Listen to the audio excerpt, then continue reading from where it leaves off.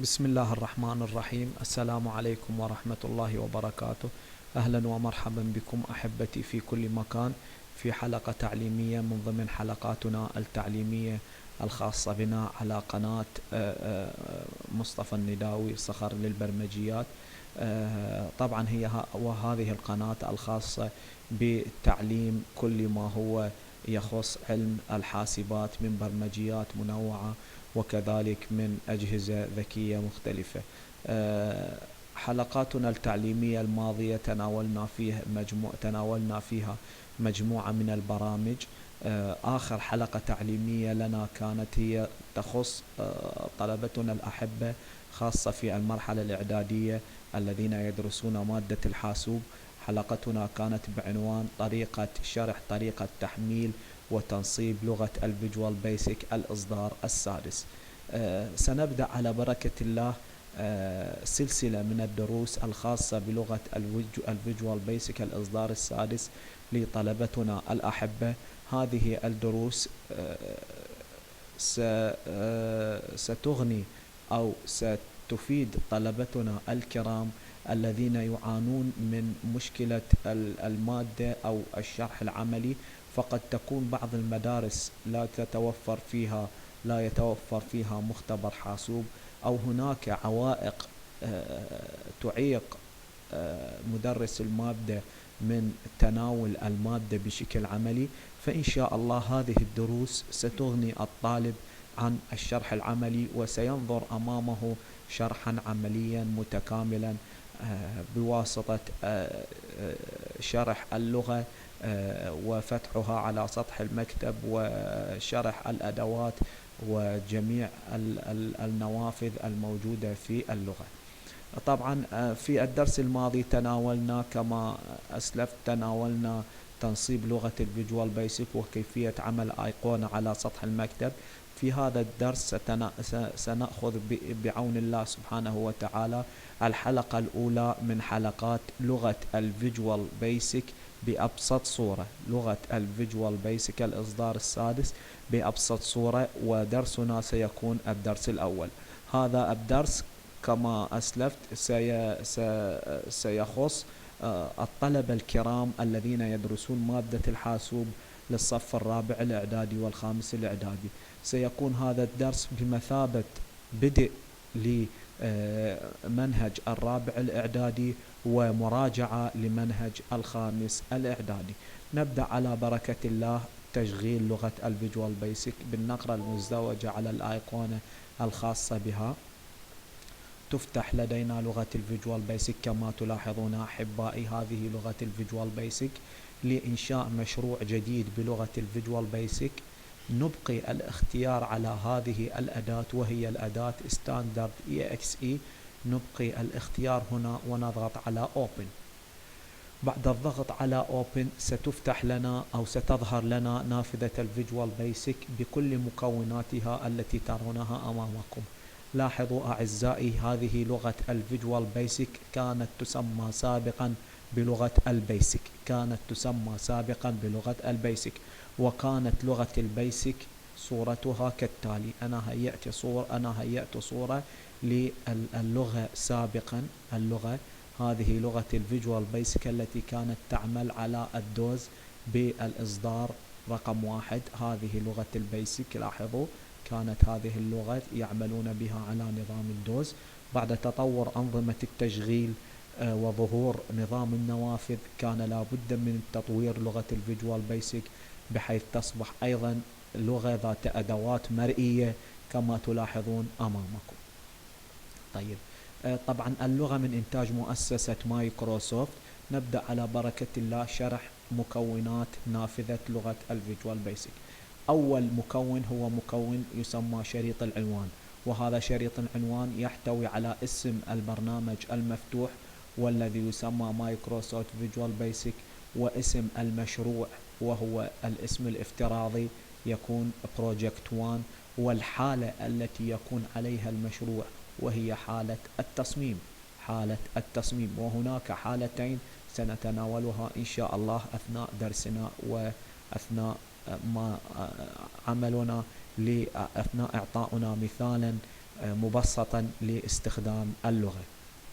طيب بعد شريط العنوان طبعا الذي يحتوي على هذه الأدوات أيضا، وهذه الأدوات هي أداة الإغلاق، أداة التكبير والتصغير، أداة الإخفاء.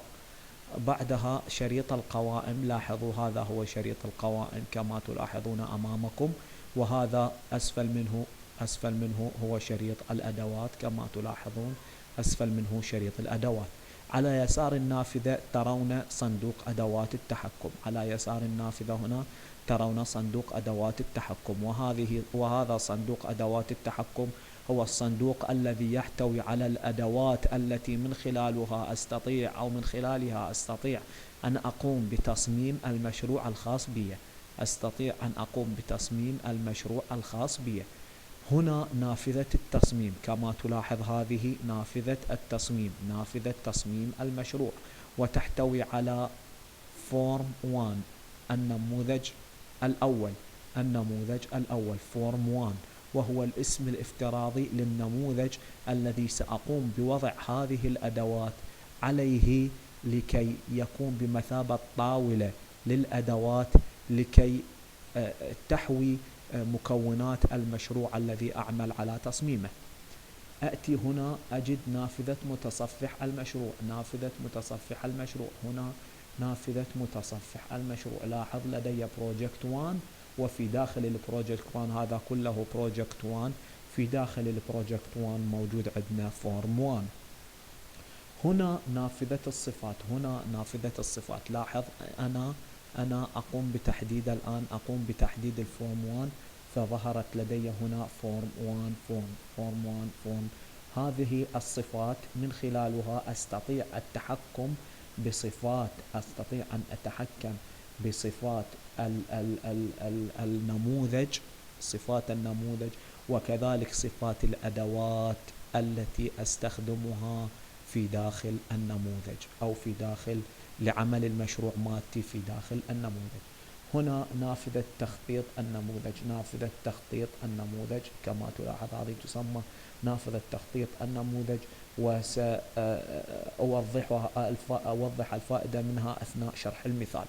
طيب نتناول الآن على بركة الله مثال مبسط ومثال صغير لكي نتعلم من خلاله الأشياء التي قمت بشرحها في البدء. المشروع الذي أريد أن أقوم بإنشائه هو عبارة عن مشروع ترحيب بمستخدم لغة الفيجوال بيسك لأول مرة، عبارة عن مشروع ترحيب. مشروع الترحيب يحتوي على مفتاحين، هو مفتاح أضغط عليه لظهور رسالة الترحيب، ومفتاح أضغط عليه لمسح رسالة الترحيب. طيب لا بد لي أن أستخدم أداتين أو كائنين من الكائنات. حينما أقول كائنين من الكائنات أي ربما أكثر من مرة أستخدم هذا الكائن، ولكن يبقى هو كائن تم استخدامه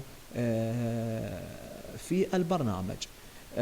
طبعا سأستخدم في البرنامج مالتي أداة الكوماند، كائن الكوماند أو أداة الكوماند مرتين، مرة للضغط ومرة للمسح، وأستخدم أداة الليبل التي تلاحظونها أمامكم المكتوب عليها الحرف أي هي أداة الليبل. طبعا أداة الليبل فائدتها أو الغاية منها إظهار نص غير قابل للتعديل عند تنفيذ البرنامج، إظهار نص غير قابل للتعديل عند تنفيذ البرنامج. وأداة الكوماند هي الغاية منها عند النقر عليها، كوماند مفتاح أو زر، عند النقر عليه سيقوم بإظهار أو بتنفيذ شيء مطلوب منه، أبدأ على بركة الله تصميم المشروع أو أول مشروع مبسط سيكون كالتالي. أضغط لجلب إحدى الأدوات الموجودة في صندوق أدوات التحكم إلى داخل النموذج، أضغط على الأداة، أنقر نقرة على الأداة وتظهر لي علامة الزائد كما تلاحظون، وأقوم برسمها. أقوم برسمها مع السحب والإفلات. لاحظ سحب وإفلات. تم إنشاء الكوماند 1 كما تلاحظ. تم إنشاء، طبعا لاحظ اسمه كوماند بوتون كما تلاحظ كوماند بوتون. الاسم الافتراضي له هو كوماند 1. هذا الكوماند 1 سأستخدمه عند الضغط عليه ستظهر لي العبارة المطلوبة. عند الضغط عليه ستظهر لي العبارة المطلوبة. طيب، سأستخدم أيضا الأداة أو الكوماند 2 أنقر عليه ومن ثم أضغط هنا على الكوماند 2. الكوماند 2 أستطيع أن أستمر بالنقر عليها وتحريكها، تقوم بالتحريك كما تلاحظ. طيب، الآن أريد هذه العبارة أن تظهر لي في صندوق دلالة. وقلنا إن صندوق الدلالة عند تنفيذ البرنامج لا أستطيع أن أقوم بتغيير الكلمة أو العبارة التي ستظهر بداخله، فأستخدم الليبل كالتالي. أنقر عليه نقرة وأتي برسمه هنا مع السحب والإفلات كما تلاحظ. أتي رسمه هنا مع السحب والإفلات كما تلاحظ. طيب، الآن أريد أن أغير المحتويات أو الكلمات الظاهرة فوق كل أداة من هذه الأدوات. لتغيير الأدوات أو لتغيير الصفات الخاصة بكل أداة لابد أن نقوم بتفعيلها أولا، أي النقر عليها كالتالي. هذه تسمى عملية تفعيل. أنقر عليها، أفعلها كما تلاحظ، أو أنقر على النموذج. لاحظ سيتفعل النموذج. أنقر هنا يتفعل كوماند 2، أنقر هنا يتفعل كوماند 1، أنقر هنا يتفعل ليبل 1. أضغط على كوماند 2 وأريد أن أغير الكوماند 2 هذه العبارة إلى صفة أو عبارة امسح. أذهب أبحث عن صفة. هذه الصفة تسمى الكابشن. هي خاصة، هذه الكابشن خاصة بتغيير الرمز الظاهر لي أو الكلمة التي تظهر لي على الأداة. فلتكن الكابشن مالتي هنا كوماند 2 بدل عنها أجعلها عبارة امسح. أقوم بكتابة بواسطة لوحة المفاتيح. أكتب بواسطة لوحة المفاتيح امسح كما تلاحظ امسح. طيب، أريد أن أتلاعب بكلمة امسح. أريد أن أغير الخط الخاص بكلمة امسح. أريد أن أغير الخط الخاص بكلمة امسح. أذهب إلى نافذة الصفات أيضا وأبحث عن كلمة اسمها فونت. هنا فونت. أنقر هنا يتم تحديد كلمة فونت. أنقر هنا سينفتح مربع الحوار الخاص بي. أنقر على رقم 12 وأختار بولد وأختار أوكي. لاحظ كيف أصبحت بشكل أكبر وأغمق. بشكل أكبر وأغمق. بشكل أكبر وأغمق. طيب، كما تلاحظون بشكل أكبر وأغمق كما تلاحظون. طيب، الآن أريد أن أغير صفة أو أغير الأدوات الموجودة أو الصفات الموجودة أو صفة الكابشن الموجودة في الكوماند 1. أيضا أنقر هنا أفعله وأذهب إلى الكابشن. صفة الكابشن، أذهب إلى صفة الكابشن والكابشن أجد كوماند 1 أجعله عبارة اضغط هنا. اضغط هنا. لاحظ اضغط هنا أصبحت بالشكل التالي. اضغط هنا. طيب، أريد أن أقوم بتكبيره أيضا أذهب إلى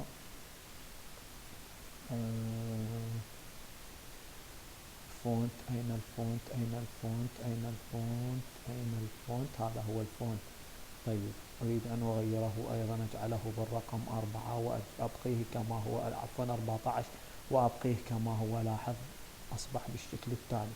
طيب، طبعا في هذا البرنامج لا أريد أن أزيد من استخدام الصفات. في الدروس اللاحقة سنستخدم صفات أكثر إن شاء الله في الدروس السابقة. لكن هذا الدرس سنأخذ مجرد مقدمة وصفات بسيطة فقط، نتعلم فقط لنتعلم شيء مبسط ومبسط جدا عن هذه اللغة. طيب هنا الليبل 1 صفة الليبل 1 صفة الكابشن الخاصة بالليبل 1 أريد أن أحذفها. كيف؟ أذهب إلى الكابشن الخاصة بالليبل 1 وأحددها وأنقر ديليت، فتلاحظ بأنه قد تم إخفائها. طيب الآن أنا أريد أن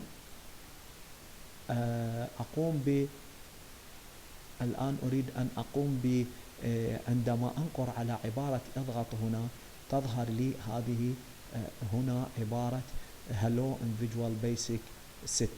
عندما أريد أن أنقر على امسح تختفي هذه العبارة من هنا. كيف أستطيع أن أقوم بذلك؟ كيف أستطيع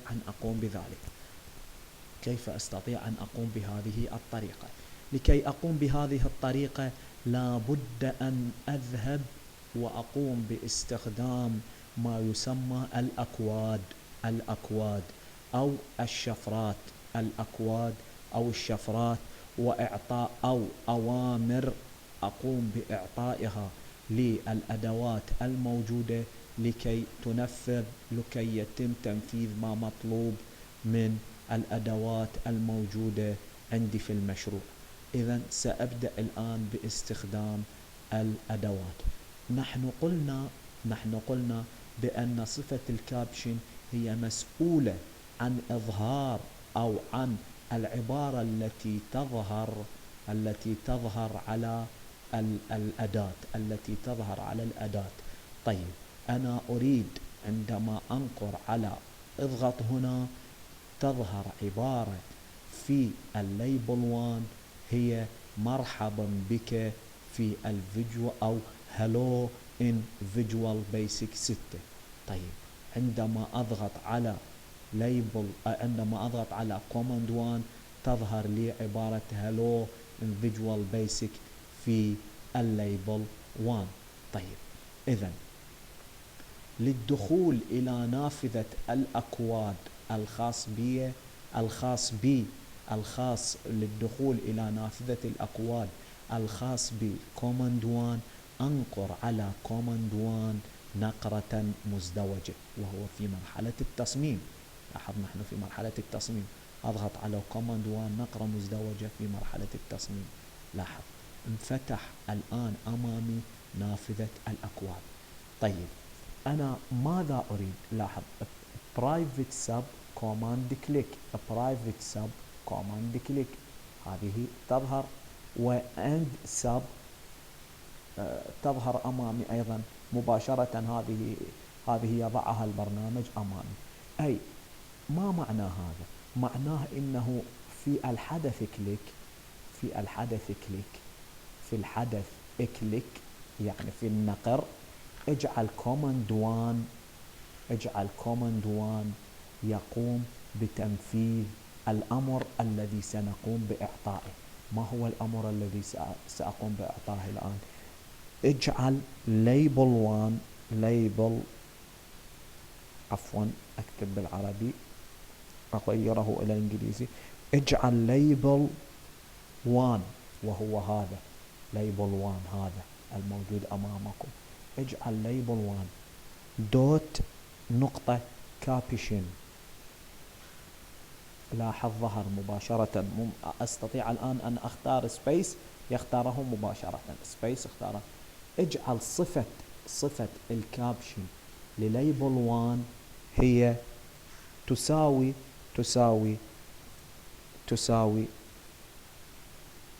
أضع علامة اقتباس ومن ثم أكتب hello in Visual Basic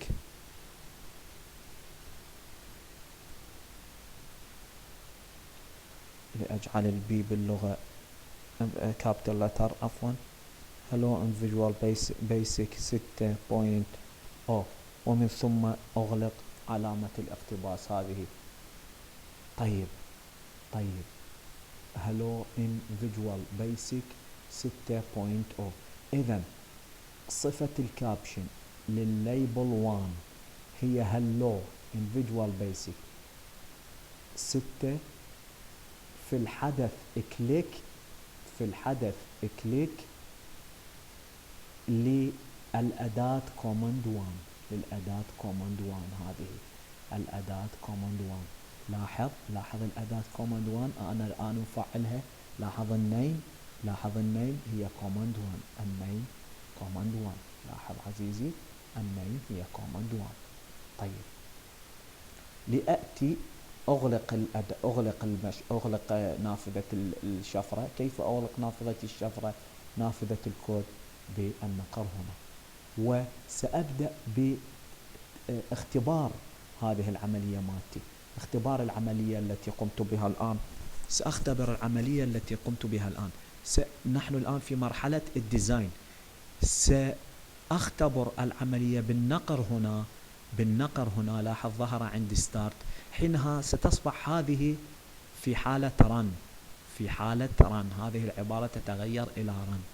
طيب أنقر هنا. لاحظ هذه العبارة في حالة رن والمشروع تنفذ. لاحظ تنفذ، ظهر بالشكل التالي.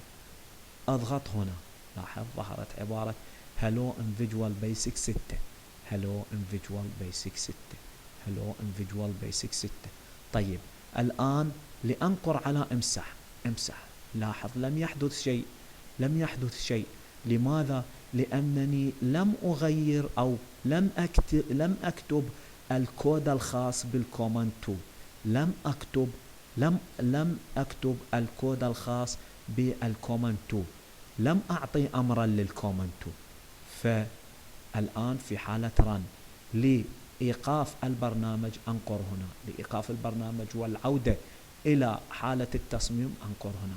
لاحظ عدت إلى مرحلة التصميم. طيب الآن سأذهب إلى أفعل هذه الأداة وهي النيم كوماند 2.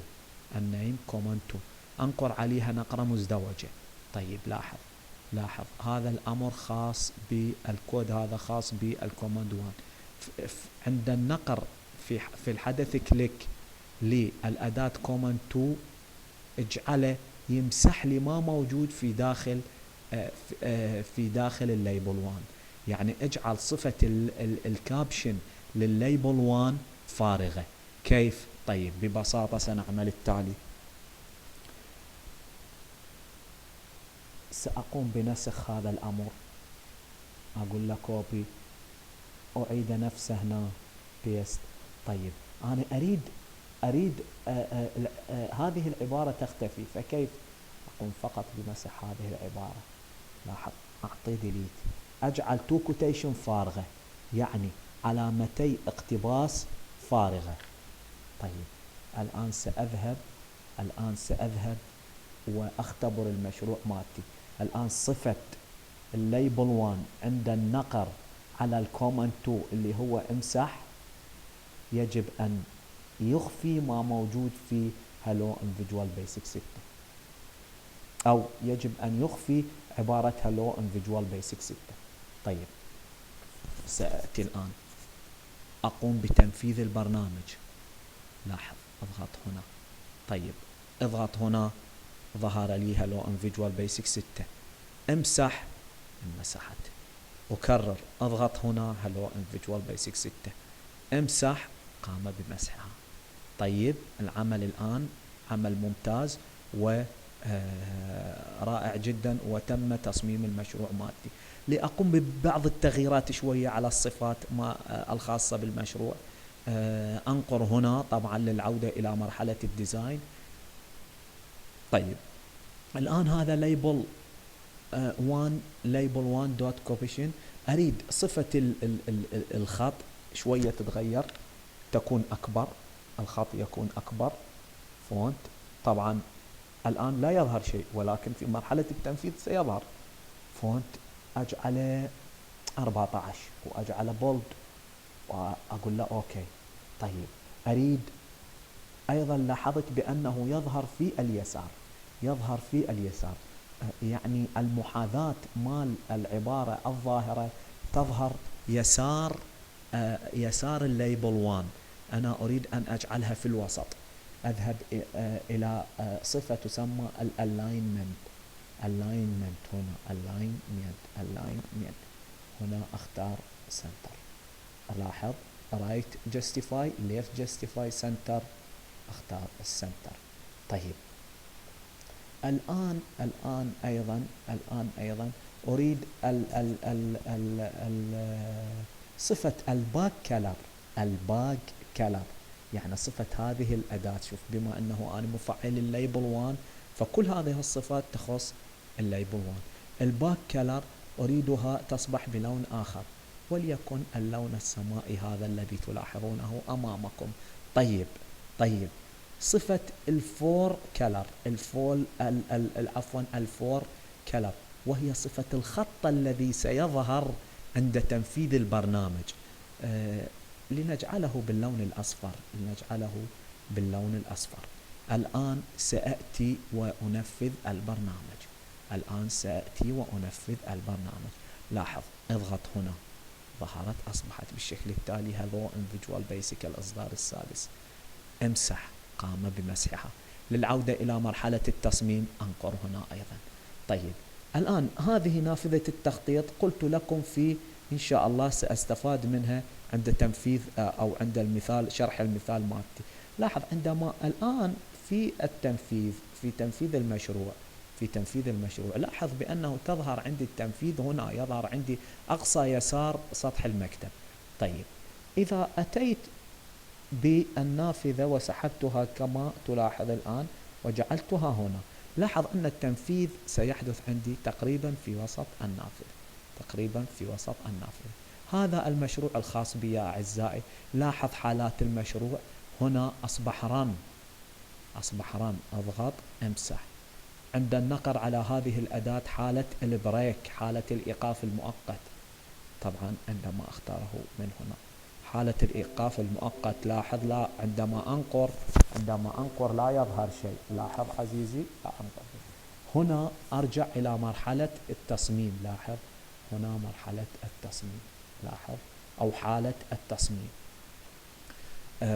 طيب الآن الجزء الأخير أريد أن أقوم بتحويل هذا المشروع مالتي لمشروع أو برنامج يظهر لي على سطح المكتب ويتنفذ بعيدا عن لغة الفيجوال بيسك، ويصبح مشروعي الأول وبرنامجي الأول الذي صممته والذي يعمل على نظام الويندوز مباشرة. كيف أفعل ذلك؟ سأقوم بهذه الخطوات. أذهب إلى فايل أختار من فايل، أذهب إلى فايل وأختار make project 1.exe. لاحظ عزيزي، تذهب إلى فايل وتختار make project 1.exe. طيب الآن البروجكت 1 أستطيع أن أقوم بتغييرها. أكتب مشروعي